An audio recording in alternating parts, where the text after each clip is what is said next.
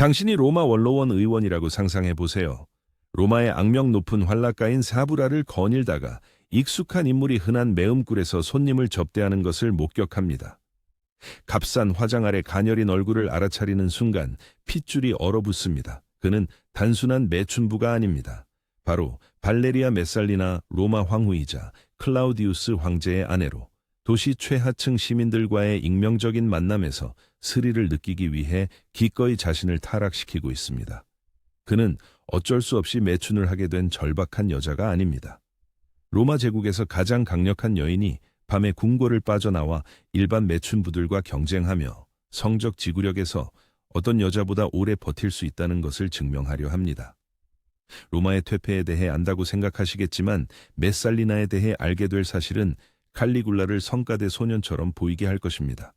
로마의 세 번째 황후는 권력을 남용했을 뿐만 아니라 제국을 공포에 떨게 하고 결국 자신의 끔찍한 운명을 봉인할 방식으로 자신의 선교를 무기화했기 때문입니다. 서기 38년 로마는 완벽한 제국 결혼식을 축하했습니다. 겨우 15세의 발레리아 메살리나는 로마인들이 소중히 여기는 모든 것, 즉 고귀함, 풍요로움, 신성한 혈통의 지속을 상징하는 의식에서 클라우디우스 황제와 결혼했습니다. 그녀는 황후가 갖춰야 할 모든 것을 갖추고 있었습니다. 젊고 아름다우며 고대 귀족 가문 출신이고 제국의 합법적인 후계자를 제공할 수 있었습니다. 그녀보다 13살 연상이고 현대의학에서 뇌성마비로 인정하는 신체 장애가 있는 클라우디우스는 그러한 상을 확보하게 된 것을 기쁘게 생각하는 것 같았습니다. 당시의 기록은 메살리나가 고전적인 로마의 아름다움, 창백한 피부, 금발머리, 귀족 혈통을 나타내는 세련된 특징을 지녔다고 묘사합니다. 그녀는 클라우디우스의 두 자녀를 낳고 적절한 위엄으로 국가 행사에 참석하여 황후로서의 의무를 완벽하게 수행했습니다. 로마 사회는 여성을 엄격한 범주로 나누는 엄격한 도덕률에 따라 운영되었습니다. 덕이 있는 아내와 어머니는 최상위 계층을 차지했고 매춘부와 연예인은 사회 계층의 최하위에 존재했습니다. 황후는 여성의 미덕을 완벽하게 구현하여 부적절한 소문조차 정부를 불안정하게 만들 수 있을 것으로 예상되었습니다. 공적인 기대와 사적인 현실 사이의 대조는 메살리나의 행동을 단순히 추문이 아니라 제국 안정의 진정으로 위험하게 만들었습니다. 그러나 팔라티노 언덕 궁궐의 대리석 벽 뒤에서는 훨씬 더 어두운 일이 벌어지고 있었습니다. 종교의식에서 은혜롭게 미소를 짓고 품위 있는 만찬 파티를 주최했던 젊은 여성은 상상할 수 있는 모든 형태의 과잉을 보았다고 생각했던 지친 로마 귀족들조차 충격에 빠뜨릴 야행성 모험을 비밀리에 계획하고 있었습니다. 메살리나가 황후가 된 첫 해에 궁궐 하인들이 그녀의 행동에서 특이한 변화를 감지하기 시작하면서 변화가 미묘하게 시작되었습니다. 그녀는 피로를 호소하며 특이한 시간에 경비병을 해산시킨 다음 신분을 숨기는 단순한 옷을 입고 방에서 나왔습니다. 처음에는 그녀의 야행성 방랑이 궁궐 생활에 숨막히는 규약에서 벗어나 모험을 추구하는 젊은 여성의 무해한 반항처럼 보였습니다. 그러나 메살리나의 한밤중 일탈은 순진한 도피주의에서 훨씬 더 계산적이고 불안한 것으로 빠르게 진화했습니다. 그녀는 로마 매춘부의 일상, 기술 영역 및 고객을 연구하기 시작했습니다. 이것은 우연한 관찰이 아니었습니다. 그녀는 군사작전의 체계적인 정확성으로 연구를 수행하고 있었습니다. 최초의 문서화된 사건은 전통적인 사회적 역할이 일시적으로 역전되고 일반적인 도덕적 제한이 완화되었던 서기 40년의 사투르날리아 축제 기간에 발생했습니다. 클라우디우스가 종교의식에 참석하는 동안 메살리나는 일반 시민으로 변장하고 사브라 지역으로 모험을 떠났습니다. 평범한 로마인들이 어떻게 살았는지에 대한 호기심으로 시작된 것이 전문 연예인에 대한 자신의 성적 우월성을 증명하려는 집착으로 변했습니다. 동시대 역사가인 타키투스는 메살리나의 속임수를 발견한 궁궐 내부자들의 속삭이는 이야기를 기록했습니다. 그녀는 매음굴 관리자에게 접근하여 단 하룻밤 익명으로 일하겠다고 제안했습니다. 그녀의 진짜 신분을 모르는 주인은 흥분을 찾는 귀족 여성처럼 보이는 것을 받아들였습니다. 그러나 그날 밤 메살리나의 연기는 시설에서 목격한 그 어떤 것보다 뛰어났습니다. 그녀는 가장 경험이 풍부한 직원보다 더 많은 고객을 접대했으며 극단적인 요구에 익숙한 전문가조차 충격에 빠뜨리는 욕구를 보여주었습니다. 새벽이 다가오고 다른 매춘부들이 일을 멈추자 메살리나는 떠나기를 거부했습니다. 그녀는 더 많은 고객, 더 많은 도전, 황후가 어떤 평범한 매춘부보다 뛰어난 성과를 낼 수 있다는 것을 증명할 더 많은 기회를 요구했습니다. 매음굴 관리자는 마침내 그녀를 떠나도록 강요했습니다. 그러나 피해는 발생했습니다. 메살리나는 자신의 진정한 소명을 발견했습니다. 그녀의 첫 번째 매음굴 경험 후 몇 달 만에 마셀리나는 그녀의 야행성 활동에 대한 체계적인 접근 방식을 개발했는데, 이는 그녀의 명백한 광기 뒤에 있는 계산적인 마음을 드러냈습니다. 그녀는 자신을 궁궐에서 밀반출해줄 믿을 만한 하인 네트워크를 구축하고 자신의 모습을 완전히 바꿔주는 변장을 준비하고 로마의 지하 성경제에서 자유롭게 이동할 수 있도록 가짜 신분을 만들었습니다. 그러나 단순한 매춘으로는 메살리나의 경쟁적인 본성을 만족시키기에 충분하지 않았습니다. 그녀는 자신과 로마에서 가장 유명한 코르티산 사이의 경쟁을 조직하기 시작했고, 하룻밤에 어떤 전문가보다 더 많은 고객을 접대할 수 있는 능력에 막대한 금액을 걸었습니다. 이러한 경쟁은 사적인 일이 아니었습니다. 그들은 황후가 자신을 낮추는 것을 보기 위해 모인 부유한 로마인들의 관심을 끌었습니다. 이러한 경쟁 중 가장 악명 높은 것은 메살리나가 로마에서 가장 유명한 매춘부인 신라에게 지구력 경쟁을 도전한 서기 31년에 발생했습니다. 규칙은 간단했습니다. 해질녘부터 새벽까지 가장 많은 고객을 접대할 수 있는 사람이 막대한 양의 금을 받게 됩니다.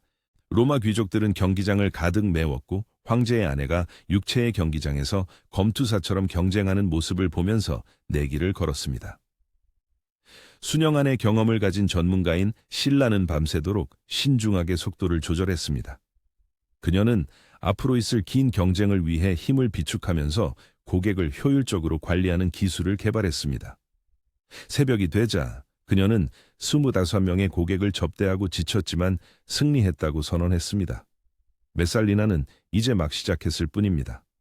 신라가 패배를 인정한 후에도 황후는 단순한 선교를 훨씬 뛰어넘는 강박감에 이끌려 새로운 고객을 계속 받아들였습니다.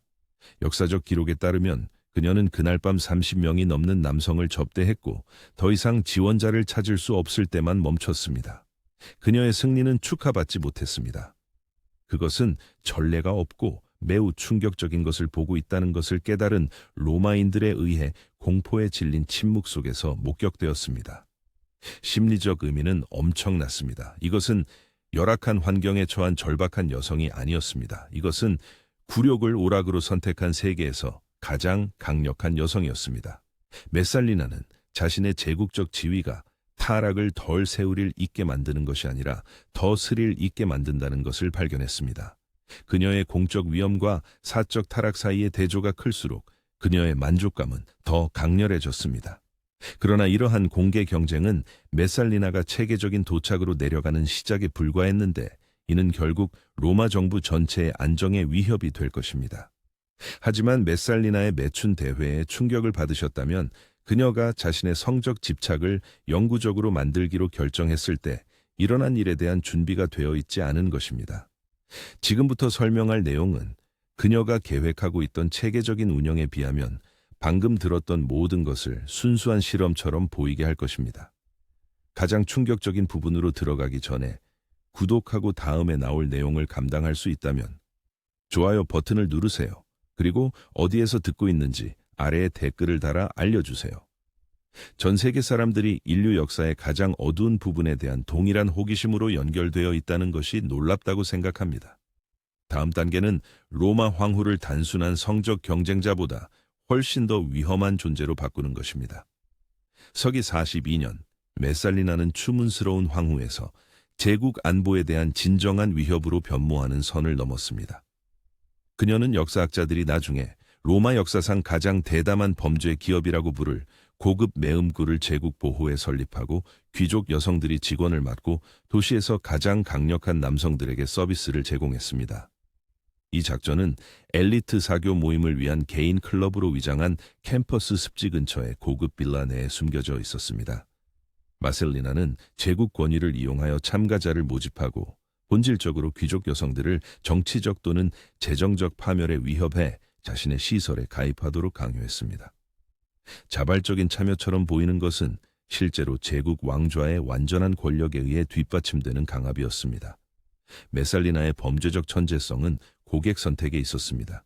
일반 매춘부처럼 무작위 고객에게 서비스를 제공하는 대신 제국 이해관계에 귀중한 정보를 가진 원로원 의원, 군사령관 및 부유한 상인을 의도적으로 표적으로 삼았습니다. 모든 만남은 숨겨진 하인에 의해 기록되었고 대화를 기록하고 약점을 식별하고 메살리나가 나중에 정치적 조작에 사용할 수 있는 정보를 수집했습니다. 황후는 본질적으로 로마 제국에서 가장 많은 정보를 가진 개인 중 한 명이 된 허니 트랩 작전을 만들었습니다. 그녀는 어떤 원로원 의원이 제국 정책에 반대할 계획인지, 어떤 군사령관이 반역적인 생각을 품고 있는지, 어떤 상인이 세금을 탈세하거나 상품을 밀수하고 있는지 알고 있었습니다. 이 정보 네트워크는 메살리나에게 남편과 함께 제국을 통치해야 할 바로 그 남성들에게 전례 없는 권력을 부여했습니다. 그녀의 방법은 정교하고 심리적으로 파괴적이었습니다. 그녀는 국가 기능에서 신중한 관찰을 통해 목표를 식별한 다음 자신의 빌레에서 열리는 독점 모임에 초대되도록 준비했습니다. 일단 안에 들어가면 손님들은 점점 더 이국적인 엔터테인먼트를 제공받게 되며 타협적인 행위가 수행되고 기록된 후에만 신원이 밝혀지는 귀족 여성과의 만남으로 끝을 맺습니다. 피해자에게 미치는 심리적 영향은 계산되고 잔인했습니다. 그들이 자신도 모르게 황후 자신 또는 정치적 동맹의 아내 및 딸과 교전했다는 사실을 발견하면 절대적인 침묵과 복종을 보장하는 여러 층의 협박이 생성되었습니다. 메살리나는 성적 수치를 정치적 통제로 바꾸어 감히 그녀의 소원에 반대하지 못하는 타협된 관리들의 그물을 만들었습니다. 그러나 그녀의 작전에서 가장 충격적인 측면은 그것이 로마 사회를 함께 유지하는 근본적인 관계를 어떻게 부패시켰는지였습니다. 그녀는 귀족 여성들이 계급을 배신하도록 강요하고 정치 지도자들이 자신의 원칙에 반하는 행동을 하도록 강요하고 결혼과 가족의 신성한 유대를 조작과 통제의 도구로 바꾸었습니다. 외국 대사들은 논리적인 설명 없이 특정 개인을 선호하는 것처럼 보이는 로마 정책 결정에서 이상한 불규칙성을 보고하기 시작했습니다. 군사 임명은 황후의 지원을 받은 자격 미달의 후보자에게 돌아갔습니다. 무역협정은 제국 이해관계와 명백한 관련이 없는 상인들에게 이익이 되었습니다. 제국의 의사결정 과정은 황제와 결혼한 매음굴 마담에 의해 조용히 전복되었습니다. 이 체계적인 부패조차도 메살리나가 비밀리에 운영하는 것이 더 이상 흥미롭지 않다고 결정했을 때 일어난 일에 비하면 아무것도 아니었습니다. 서기 44년까지 메살리나의 권력과 도착에 대한 욕망은 비밀 작전을 통해 충족될 수 있는 모든 것을 넘어섰습니다. 그녀는 로마 엘리트가 제국 지도부에 대한 자신의 통제를 강화한 비하적인 광경에 참여하도록 강요하면서 오락과 정치 연극 역할을 하는 정교한 공개 낭요를 조직하기 시작했습니다. 이러한 이벤트는 자발적인 파티가 아니라 종교 축제로 위장한 제국 권력에 신중하게 조율된 전시였습니다. 메솔리나는 다양한 신과 여신을 기리는 것이라고 주장하며 원로원 의원, 그들의 아내 및 기타 고위 관료들에게 시민 의무를 이행한다는 구실로 참석을 요구했습니다. 공식적인 종교 의식으로 시작된 것이 점차 체계적인 성적 굴욕의 장면으로 바뀌게 됩니다. 황후는 이러한 모임을 품위 있는 의식에서 훨씬 더 불길한 것으로 점진적으로 확대하는 기술을 개발했습니다. 그녀는 전통적인 의식으로 시작한 다음 고대 관행이라고 주장되는 점점 더 친밀한 요소를 도입합니다. 참가자들이 무슨 일이 일어나고 있는지 깨달을 때쯤에는 로마 도덕의 모든 원칙을 위반하는 활동에 참여했다는 것을 인정하지 않고는 이미 이의를 제기하기에는 너무 타협되었습니다. 이러한 행사 동안 메살리나의 심리적 조작은 정점에 달했습니다. 그녀는 귀족 남녀가 공개적으로 자신을 타락시키도록 강요하는 것이 나중에 자신의 권위에 반대하는 것을 막는 공유된 수치의 유대를 만든다는 것을 이해했습니다. 참여한 모든 사람은 이러한 모임이 합법적인 종교 의식이 아니라 제국성 파티라는 허구를 유지하는 데 공모했습니다. 가장 끔찍한 기록은 메살리나가 정치적 라이벌을 서로 공연하도록 강요하면서 그녀가 지켜보고 해설을 제공하는 것을 묘사합니다. 제국 정책에 반대했던 원로원 의원들은 동료들 앞에서 벌거벗고 타락한 자신을 발견하고 존엄성이 파괴되고 권위가 영구적으로 손상되었습니다. 그녀는 정치적 반대를 중화하는 데 성적 굴욕이 처형보다 더 효과적이라는 것을 발견했습니다. 그러나 아마도 가장 충격적인 것은 메살리나가 이러한 행사에 더 어린 참가자를 통합하기 시작한 방법일 것입니다. 궁궐 기록에 따르면 그녀는 저명한 가문의 청소년 아들과 딸을 모집하여 종교적 진정성에 필요하다고 주장했습니다. 질문 없이 제국 권위에 복종하도록 길러진 이 젊은이들은 자신의 착취에 대한 원치 않는 참가자가 되었습니다. 황후는 그녀에 반대하는 것이 전체 가문을 파괴할 활동에 참여했다는 것을 인정해야 하는 시스템을 만들었습니다. 부모는 자신의 관여를 고백하지 않고는 자녀를 보호할 수 없었습니다. 정치 지도자들은 자신의 공모를 밝히지 않고는 그녀의 범죄를 폭로할 수 없었습니다.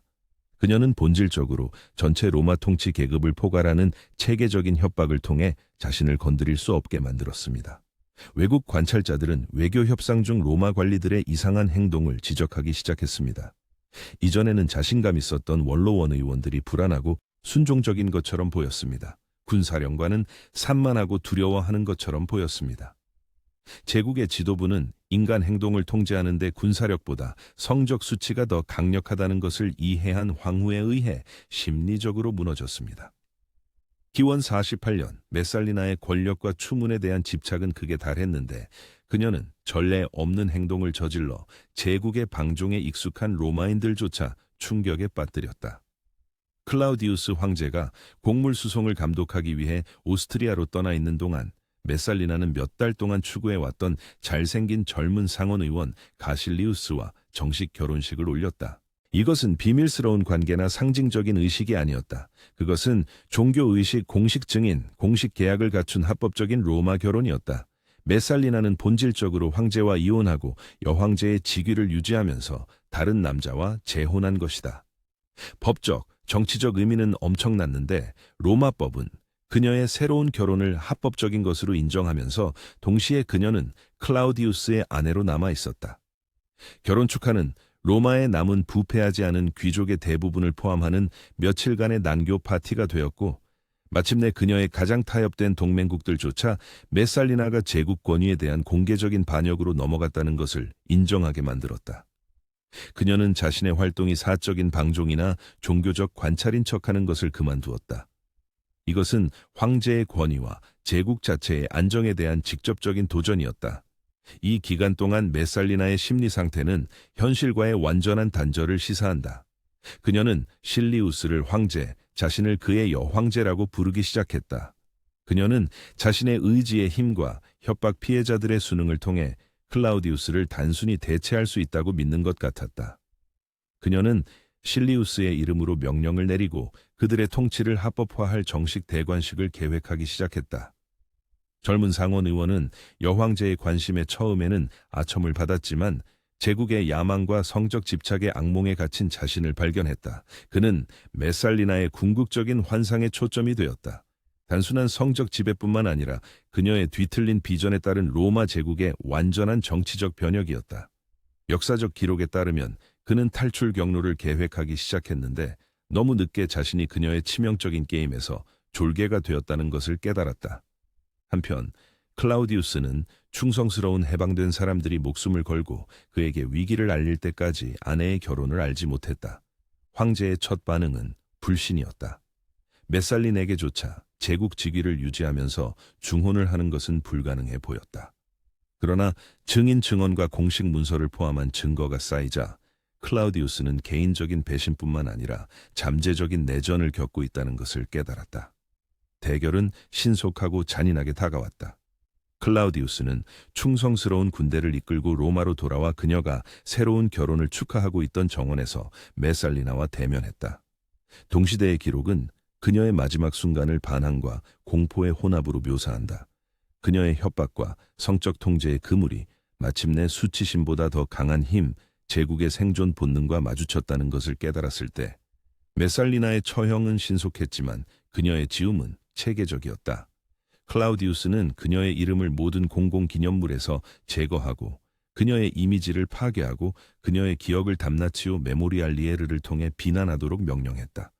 그녀의 존재에 대해 논의하는 것을 반역으로 만드는 공식적인 망각. 성적 힘을 사용하여 제국을 통제했던 여황제는 국가 권력의 궁극적인 표현을 통해 통제되었다. 그녀의 죽음은 성적 스캔들이 제국 통치의 원동력으로서 정치적 역량을 거의 대체했던 시대의 종말을 알렸다. 권력의 가장 어두운 표현에 대한 이 탐구가 역사의 그림자에 숨어있는 다른 묻힌 진실에 대해 의문을 갖게 했다면 화면에 나타나는 비디오를 클릭하여 당국이 지우려고 했던 또 다른 충격적인 장을 발견하십시오. 문명에서 가장 신중하게 구축된 거짓 뒤에 있는 끔찍한 현실을 계속 밝히기 위해 구독하십시오.